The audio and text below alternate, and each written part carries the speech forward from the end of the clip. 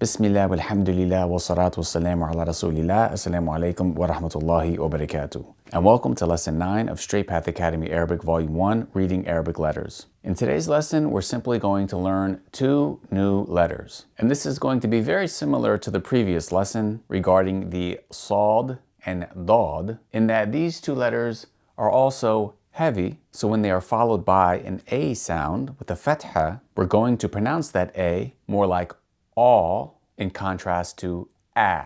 And also these 2 letters, they share the same shape except one has a dot while the other doesn't. So the 11th letter that we're going to learn is the letter ta. And the letter ta, it sounds like a heavy version of T. So think, for example, about the English word tall. How do we pronounce that A in the word tall? We pronounce it like all, tall. And this is going to help us differentiate the letter ta from the second letter that we learned, which was the letter ta. And we're also going to differentiate the letter ta from the letter ta by using a capital T for the transliteration of the letter ta, whereas a lowercase t is used for the letter ta. So remember, the letter ta is a heavy version of the letter T, so we're going to write a capital T. And again, remember the letter ta, when it has a fatha, it's going to sound more like ta, whereas this letter is going to sound more like ta, because it's heavy. An example of an Arabic word that begins with the letter ta is talib, like the name of the great companion, may Allah be pleased with him, Ali ibn Abi Talib, ta. Again, we don't say talib, we say talib, ta. So this is how the letter ta looks alone, and this is how it looks in the beginning, middle, and end of a connection. And we can compare the way that it looks to a sword, if you can imagine the protective handle and then the blade coming up. So this is the letter ta, and then the 12th letter that we're going to learn is the letter dha. And the letter dha sounds like a heavy version of dh, similar to the first 2 letters of the. So for example, the noon prayer is dhuhr. And because the letter dha is heavy, we're going to use a capital D and a capital H for its transliteration. And when it has a fatha, we're going to pronounce that A sound like all. So we would say dha rather than tha. So this is how the letter dha looks alone, and this is how it looks in the beginning, middle, and end of a connection. It has that sword-like shape, just like the letter ta, except the letter dha has a dot above. So the next step is simply going to the exercise to practice identifying these letters, which will help us memorize them, inshallah. So let's begin with number 6. Step 1 is, of course, identifying the letter. That sword shape with no dot means that this is the letter ta. And the letter ta is a heavy T sound, so we're going to write a capital T. Next, we identify the haraka. Of course, this is a fatha, so we're going to write an A for the fatha. So if we pronounce the letter ta, which is a heavy T sound, with a fatha, then we would say ta, ta. The next letter, again, it's that sword shape with no dot. So this is the letter ta. We'll write a capital T for the heavy T sound. And a line beneath a letter signifies the kesra. So we write an I for the kesra. So the letter ta with a kesra would be pronounced ti, ti. And then finally, the third letter, again, is that sword shape with no dot. So that is the letter ta.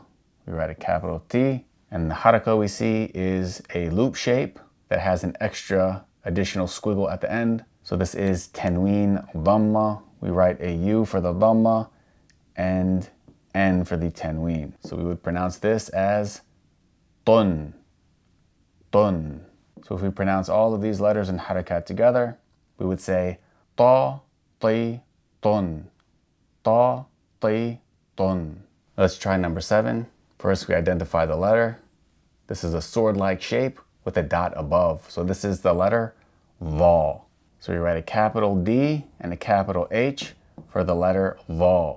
And these capital letters help remind us that this is heavy. If we go to the haraka, this loop shape above is the dhamma. So we write a U for the dhamma. The next letter is that sword-like shape with a dot above. So again, that is the letter dha. So we write a capital D and a capital H for the letter dha.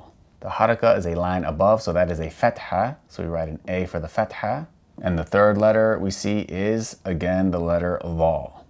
So we write a capital D capital H. And then above it, we find not one, but two fathas. So we write an A for the first fatha, and then N for tanween. So then if we pronounce all of this together, it would be dhu, dha, dhan. Dhu, dha, dhan. So let's do one more together. And if you've been going through the exercises, you'll know that we bring forth a lot of the past letters so that you can practice. So let's try number 24. First, we identify the letter. This shape here with 3 dots above indicate the letter tha. So we write T-H for the letter tha. Next, we identify the haraka. This loop shape above is a dhamma. So we write a U for the dhamma. Thu, thu. Second letter here is a snail-like shape with no dot. That is the letter sad. So the letter sad is a heavy S, so we put a dot underneath to differentiate it from the sin and remind us that the sad is heavy. Next, above the letter sad, we see 2 symbols. We're going to start with the shadda, and remember the shadda signifies a double letter. So we're going to write another sad, which is an S with a dot underneath, and above the shadda we find a fatha. So we write an A for the fatha. So this would be pronounced like saw, saw. The third letter here is a wave-like shape with a dot above. Which letter has a wave-like shape and a dot above? That would be the letter kha. So we write K-H for the letter kha, and the haraka we see is a line beneath, so that is a kesra. So we write an I for the kesra. And then lastly, we find that sword-like shape with a dot above, which means this is the letter dha. So we write capital D, capital H for the letter dha. And this dha has a fatha above it, so we write an A for the fatha. So this would be pronounced dha, dha. So this combination of letters and harakat would be pronounced thu, sa, khi, dha. Thus-sa-khi-dha. Thus-sa-khi-dha. Now keep in mind, these are not real Arabic words, which is why they sound so strange and they may be actually hard to pronounce altogether. But at this point, we're not trying to pronounce entire words. We're focusing on the letters themselves. Once we learn all the letters, then we're going to focus on actual words. And by then, inshallah, it will actually be a lot easier. And also keep in mind, when it comes to the transliteration, you can just think of it as training wheels. It's just meant to help us gain some momentum, gain some practice, gain some familiarity. The goal is to stop using the transliteration as soon as we can. But that does it for lesson 9, which means we are nearly halfway through this course. Keep up the great work. Inshallah, before you know it, you'll have learned all of the letters and will know how to read the Arabic language. May Allah make it easy. Jazakumullahu khairan. Subhanaka Allahumma wa bihamdika ashhadu an la ilaha illa anta astaghfiruka wa atubu ilayk. Assalamu alaikum wa rahmatullahi wa barakatuh.